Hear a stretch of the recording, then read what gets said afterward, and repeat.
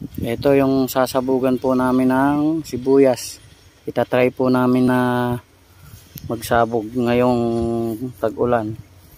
Kumbaga parang palusot lang po namin siya sa, kung mapapaganda namin di salamat, kung hindi wala po tayong magagawa.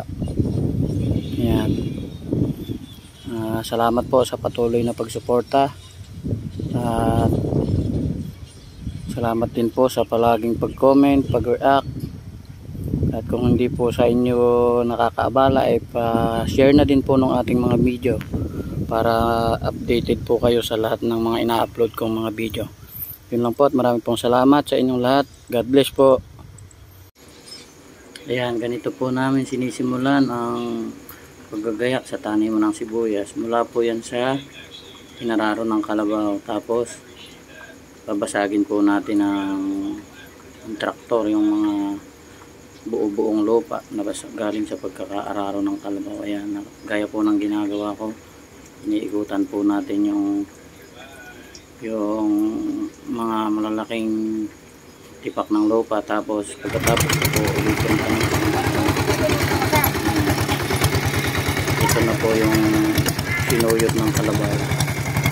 At ngayon ay pinapatag-patag na po natin.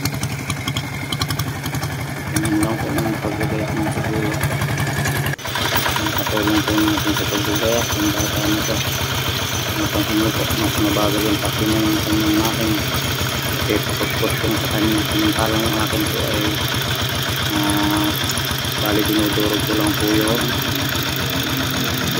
mga buo-buong lupa. Kaya nag-aararo na po yung kasama natin sa kalabaw.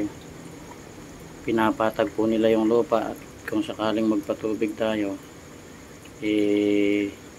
madali po siyang patubigan dahil patag yung lupa. Sisipag ng mga kalabaw. Ganyan po namin ginagayak yung taniman ng sibuyas. Sobrang hirap. Maghapon po namin tinatrabaho yan. Ayan yung isang kalabaw, hingal na hingal. Yan.